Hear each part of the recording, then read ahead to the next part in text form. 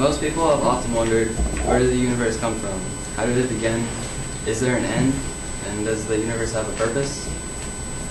In these questions, people have often turned to religion for the answers today and throughout history. The problem with this is that the religious account for the beginning of the universe was created in a time when the people themselves had very little understanding of how basic laws of nature, physics, and even medicine worked. It's important to understand how man's knowledge and understanding of the universe and reality has progressed over time. Very much be discussing how this perspective has shifted throughout history and is continuing to advance to this day. Going all the way back to 3rd century BC, a time when it was widely believed that the Earth was flat. There was an Egyptian philosopher by the name of Aristophanes who wondered why the towers cast shadows at different lengths in different locations at the same time of the day. And if the Earth was flat, these shadows should be the same lengths all over the place.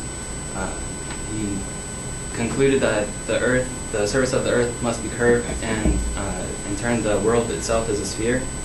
He was ridiculed and approached with hostility and skepticism at first. His life was even threatened because people thought he was an idiot. If the world was round, then people would fall off the bottom. This was before they understood what gravity was. About the same time, there was a Greek philosopher by the name of Aristotle who presented the geocentric model of the universe, which basically said that the Earth was the center of the universe. It wasn't a solar system at this time because we didn't understand that there were other solar systems. And it made more sense, especially to the religious community, that would be at the center of the universe because we're special. After this, you have a period of about 1,500 years where there isn't very much intellectual growth, and that's due to certain tragic events such as the Crusades, the bubonic plague, the Dark Ages. Right, this would be a good time to have a main point. Repression of ideas. People were afraid of becoming heretics against the church and being murdered. This is right before about 1500s, or the dawn of the Renaissance, as some people might call it, the Copernican Revolution. This is about the time that Nicholas Copernicus came out with the heliocentric model of the universe, which basically said that the Earth and the Wanderers, as they were called, which were the planets, orbited the Sun, the Moon orbited the Earth. It was still unknown why this was the case. We didn't understand gravity at this time yet.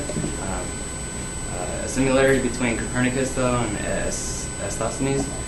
Okay, you could have more gestures. You seem really bland just standing there like a stick. Skepticism and a lot of hostility, mostly from the religious community. I believe Copernicus was even the victim of an attempted assassination. Moving on, about 100 years later, you get Galileo.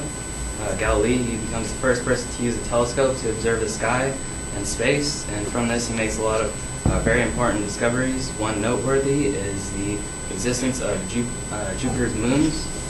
This was empirical observational evidence for the heliocentric theory because moons were orbiting Jupiter rather than the Sun, and therefore Galileo could account for the heliocentric model of the universe, and now we have an understanding. About the same time as Galileo comes out with this, Sir Isaac Newton releases his law of universal gravity, which explains how the planets orbit the Sun, why the moons orbit the Earth, because larger masses attract smaller masses.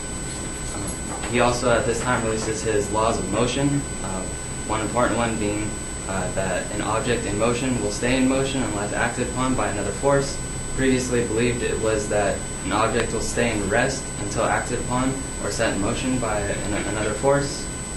This is wrong, because if, say, the Sun were to magically disappear, the Earth wouldn't go until it slowed down to a stop. It would continue in a straight line rather than orbit. It would continue in a constant speed until acted upon by some other force, such as gravitational pull from another star. You have sort of the lens is being focused on our perception of reality at all this time.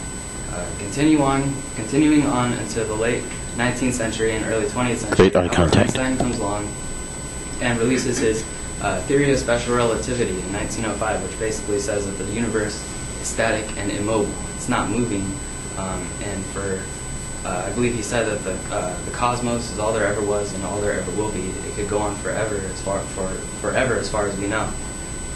10 years later, he revised this theory and came out with the theory of general relativity, which basically said that matter curves space-time by the force of gravity, and therefore the universe has the ability to expand and contract. Now, very little was known about the origins of the universe up until this point, up until the early 20th century, until advances in science made it possible. While the history lesson is good, it's not necessarily needed, and you are almost at 6 minutes already. Edwin Hubble was an astronomer who in 1929 observed through a Transition sentences should include the previous main point and the next main point. Besides our own Milky Way galaxies, which was a huge discovery in and of itself, because until that time the Milky Way was believed to be the entire universe. So another important discovery was that these galaxies were all moving away from each other, as opposed to believing that the universe was immobile, not moving. These galaxies were in fact moving. The way we knew that was by taking infrared telescopes. We could see that the light becomes shifted due to the motion. A good way to see this is by the Doppler effect. If galaxies were moving towards us, they would be blue shifted. However, the galaxies are red shifted, meaning that they're moving away from us.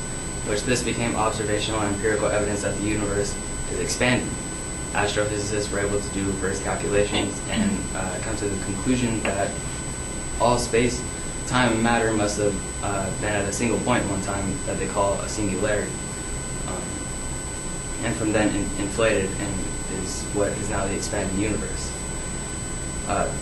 Modern discoveries via the Hubble Space Telescope, which was rightly named after the astronomer Edwin Hubble, include black holes. We've seen these through visual pictures, nebula clusters, which have helped astrophysicists gain insights into the formation of stars and planetary systems. Also supernovas, which have helped us gain better insight into the fates of stars and planetary systems. The point of this is to show how our knowledge and understanding of the universe and reality has... Okay, what's your source for your second main point? Always, forever, learning more and more about science, where I think it's exciting to be on the frontier of new discoveries and information, as opposed to something like religion, where the fun and excitement is knowing everything, although really knowing nothing. I think there was a famous quote by Einstein. He said, "The Bible tells you how to get to heaven, but not how the heavens go." Just something to end on. Thank you.